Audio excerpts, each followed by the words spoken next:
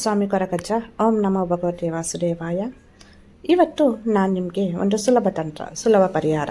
ಕಷ್ಟ ಯಾವುದೇ ಇರ್ಬೋದು, ಸಮಸ್ಯೆ ಯಾವುದೇ ಇರ್ಬೋದು, ಹಣಕಾಸಿಗೆ ಸಂಬಂಧಿಸಿದ್ದು.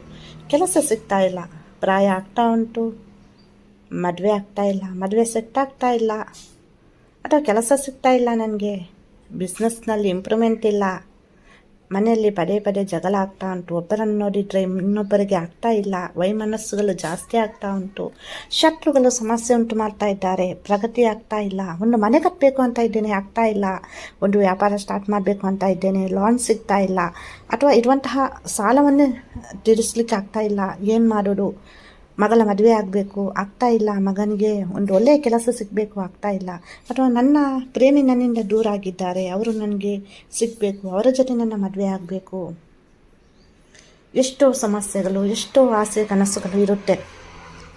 ನಾನು ನಿಮಗೆ ಒಂದು ಸುಲಭ ತಂತ್ರ, ಸುಲಭ ಪರಿಹಾರ, ಪ್ರತಿಯೊಬ್ಬರು ಕೂಡ ಮಾಡ್ಬೋದು. ಇದನ್ನು ಸಾತ್ವಿಕ ಕ್ರಮದಿಂದ ಮಾಡುವಂಥದ್ದು. ನಂಬಿಕೆಯನ್ನಿಟ್ಟು ಮಾಡಿ, ಖಂಡಿತವಾಗಿಯೂ ಇದು ಆಗುತ್ತಾ ಅನ್ನುವ ಪ್ರಶ್ನೆ ಬೇಡ. ಇದು ಸಕ್ಸಸ್ ಆಗುತ್ತೆ. ನಿಮಗೆ ನಿಮ್ಮ ಮನಸ್ಸಿನ ಮನೋಕಾಮನೆ ನೆರವೇರುತ್ತೆ, ನಿಮ್ಮ ಸಮಸ್ಯೆ ದೂರ ಆಗುತ್ತೆ. ಗಂಡ ಹೆಂಡತಿಯ ಜಗಳ ಇರ್ಬೋದು, ಮಕ್ಕಳ ಜಗಳ ಇರ್ಬೋದು, ಆಸ್ತಿಯಲ್ಲಿ ಸಮಸ್ಯೆ ಆಗ್ತಾ ಇರ್ಬೋದು, ಕೋರ್ಟಿನಲ್ಲಿ ನಿಮ್ಮ ಕೇಸ್ ಇರ್ಬೋದು, ಅಥವಾ ಮಾನಸಿಕವಾಗಿ ದೈಹಿಕವಾಗಿ ಸಮಸ್ಯೆ ಇರ್ಬೋದು, ಆರೋಗ್ಯ ಸಮಸ್ಯೆ ಇರ್ಬೋದು, ಎಂಥದ್ದೇ ಒಂದು ಸಮಸ್ಯೆ ಇದ್ರೂ ಈ ಒಂದು ತಂತ್ರವನ್ನು ನೀವು ಮಾಡುವುದರಿಂದ 100% ನಿಮಗೆ ಇಲ್ಲಿ ರಿಸಲ್ಟ್ ಅನ್ನೋದು ಬರುತ್ತೆ. ಮಾಡಿದ ತಕ್ಷಣವೇ ಸಿಗುತ್ತಾ, ಕೆಲವರಿಗೆ ಬೇಗ ಸಿಗುತ್ತೆ, ಇನ್ನು ಕೆಲವರಿಗೆ ಸ್ವಲ್ಪ ಅಡೆತಡೆಗಳು ಇರುವಾಗ ಸ್ವಲ್ಪ ಕ್ಲಿಯರ್ ಆಗಲಿಕ್ಕೆ 3-6 ತಿಂಗಳು ಟೈಮ್ ಬೇಕಿಲ್ಲಿ. 100% ಇದು ನಿಮಗೆ ವರ್ಕ್ ಆಗುತ್ತೆ.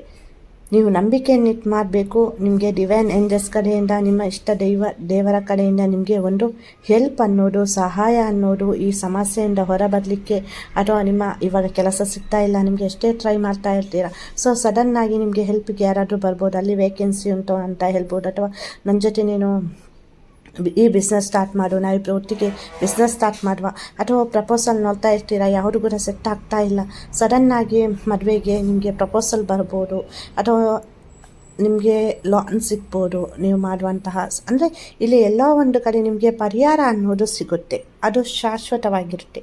ಏನು ಮಾಡಬೇಕು, ಈ ಪರಿಹಾರವನ್ನು ಶನಿವಾರದ ದಿವಸ ಮಾಡಬೇಕಾಗುತ್ತೆ. ಮತ್ತು ಕೆಲವರಿಗೆ ಅಂದರೆ ಯಾವುದೇ ಒಂದು ಪರಿಹಾರವನ್ನು ಮಾಡುವಾಗ ನೋಡಿ, ಎಲ್ಲರ ಜೊತೆ ಹೇಳೋದು, ನಾನು ಇದನ್ನು ಮಾಡ್ತಾಯಿದ್ದೇನೆ, ಅದನ್ನು ಮಾಡ್ತಾಯಿದ್ದೇನೆ, ಮನೆಯಲ್ಲಿ ಹೇಳೋದು, ಮಕ್ಕಳ ಜೊತೆ ಹೇಳೋದು, ಅಥವಾ ತನ್ನ ಪ್ರೇಮಿಯ ಜೊತೆ ಹೇಳೋದು, ಅಥವಾ ಇನ್ಯಾರ ಜೊತೆ ಹೇಳಬಾರ್ದು. ನೀವು ಒಬ್ಬರೇ ಈ ಪರಿಹಾರವನ್ನು ಗುಪ್ತವಾಗಿ ಮಾಡಬೇಕು. ರಹಸ್ಯವಾಗಿ ಮಾಡುವಂತಹ ಪರಿಹಾರಗಳು.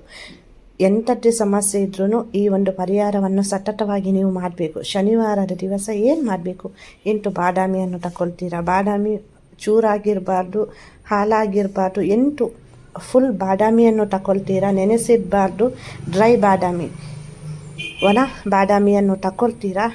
ಆ ಬಾದಾಮಿಯನ್ನು ತಗೊಂಡು ಹೋಗಿ, ಮಶಾನ ಇರುತ್ತೆ ಅಲ್ಲ, ಮಧ್ಯಾಹ್ನದ ಹೊತ್ತು ಹೋಗಬೇಡಿ, ಕತ್ತಲಾದ ನಂತರ ಹೋಗಬೇಡಿ. ಸಂಜೆ ಅಂದರೆ ಒಂದು 4 ಗಂಟೆ, ಮಧ್ಯಾಹ್ನ ಅಂದರೆ ಒಂದು 10:30 ಆಚೆ, ಬೆಳಿಗ್ಗೆ ಅಂದರೆ ಮಧ್ಯಾಹ್ನ ಬೇಡ, 10:30 ಆಚೆ ಹೋಗಿಬಿಟ್ಟು ಏನು ಮಾಡಬೇಕು, 8 ಬಾದಾಮಿಯನ್ನು ಇಟ್ಕೊಂಡು, ಒಂದೇ ಒಂದು ಆಸೆ, ಒಂದೇ ಒಂದು ಸಮಸ್ಯೆ ಪರಿಹಾರ ಆಗಬೇಕು ಅಂತ ನೀವು ಆ ಒಂದೊಂದೇ ಬಾದಾಮಿಯನ್ನು ನೆನ್ಪು ಮಾಡಿಕೊಂಡು ಮಶಾನದ ಹೊರಗೆ, ಒಳಗೆ ಅಲ್ಲ, ಇನ್ಸೈಡ್ ಅಲ್ಲ, ಔಟ್ಸೈಡ್ ನಿಂತು ಆ ಬಾದಾಮಿಯನ್ನು ಮಶಾನದ ಒಳಗೆ ಹಾಕಬೇಕು. ಮಹಾದೇವನನ್ನು ನೆನೆಸಬೇಕು, ಕಾಲಭೈರವ ದೇವರನ್ನು ಕೂಡ ನೆನೆಸಬೇಕು ಇಲ್ಲಿ ನೀವು, ಆಯಿತಾ, ನೆನ್ಪು ಮಾಡ್ಕೊಳ್ಬೇಕು. ನಿಮ್ಮ ಮನೆ ದೇವರನ್ನು ಕೂಡ ಪ್ರಾರ್ಥನೆ ಮಾಡಬೇಕು. ಒಂದೊಂದೇ ಬಾದಾಮಿಯನ್ನು ಹೊರಗೆ ನಿಂತು ಒಳಗೆ ಬಿಸಾಕ್ತೀರಾ, ನಿಮ್ಮ ಆಸೆ ನೆರವೇರಬೇಕು ಅಂತ ಪ್ರಾರ್ಥನೆ ಮಾಡಬೇಕು. 8 ಸಲ ಬಾದಾಮಿಯನ್ನು ಬಿಸಾಕುವಾಗಲೂ ಒಂದೇ ಒಂದು ಆಸೆ, ಒಂದೇ ಒಂದು ಸಮಸ್ಯೆ ಪರಿಹಾರ ಆಗಬೇಕು ಅಂತ ಮನಸ್ಸಿನಲ್ಲಿ ಇಚ್ಛೆಯನ್ನು ಇಟ್ಕೊಂಡು ನೀವು ಬಿಸಾಕಬೇಕು. ಆ ನಂತರ ಹಿಂತಿರುಗಿ ನೋಡೇ ನಿಮ್ಮ ಮನೆಗೆ ಬರಬೇಕು. ಮನೆಗೆ ಬರುವ ಮುಂಚೆ, ಒಳಗೆ ಬರೋಕ್ಕಿಂತ ಮುಂಚೆ ಕೈಕಾಲು ಮುಖ ತೊಳೆದು ಒಳಗೆ ಬರಬೇಕು. ನೀವು ಇದನ್ನು ಸತತವಾಗಿ 3-6 ತಿಂಗಳು ಮಾಡಿ, ಎಂಥದ್ದೇ ಸಮಸ್ಯೆ ಇದ್ರೂ ಸರಿಯಾಗುತ್ತೆ. ಎಂಥದ್ದೇ ಆಸೆ ಕೋರಿಕೆ ಸಹಿತ ಇದ್ರೂ ನಿಮ್ಮದು ನೆರವೇರುತ್ತೆ. ಶನಿವಾರದ ದಿವಸ ಮಾತ್ರ ಮಾಡಬೇಕು. ಮತ್ತು ಹೆಣ್ಮಕ್ಳು ಡೇಟ್ ಟೈಮಲ್ಲಿ, ತಮ್ಮ ಪೀರಿಯಡ್ಸ್ ಟೈಮ್ನಲ್ಲಿ, ನೀವು ಸೂತಕದ ಟೈಮ್ನಲ್ಲಿ ಹೋಗಿಬಿಟ್ಟು ಮಾಡಬಾರ್ದು. ಇದನ್ನು ನಂಬಿಕೆಯಿಂದ ಪ್ರತಿ ಶನಿವಾರ ಇದನ್ನು ಮಾಡ್ತಾ ಬನ್ನಿ. ಎಂಥದ್ದೇ ಸಮಸ್ಯೆ ಇದ್ರೂ ಪರಿಹಾರ ಆಗುತ್ತೆ. ಎಂಥದ್ದೇ ನಿಮ್ಮದು ಹಣಕಾಸಿಗೆ ಸಂಬಂಧಿಸಿದ್ದು, ಮದುವೆಗೆ ಸಂಬಂಧಿಸಿದ್ದು, ಕೋರ್ಟಿನಲ್ಲಿರುವಂಥ ಕೇಸ್ ಇರ್ಬೋದು, ಸಕ್ಸಸ್ ಸಿಗುತ್ತೆ. ಎಲ್ಲರಿಗೂ ಒಳ್ಳೆಯದಾಗಲಿ. ಧನ್ಯವಾದಗಳು. ರಿಸಲ್ಟ್ ಬಂದ ನಂತರ ಥ್ಯಾಂಕ್ ಯು ಗಾಡ್ ಅಂತ ಹೇಳಿಬಿಟ್ಟು ನಿಮ್ಮ ಅನುಭವವನ್ನು ಹಂಚಿಕೊಳ್ಳಿ. ಇಲ್ಲಿ ಒಂದು ಧನ್ಯತಾ ಭಾವನೆಯನ್ನು ಹೇಳಬೇಕು.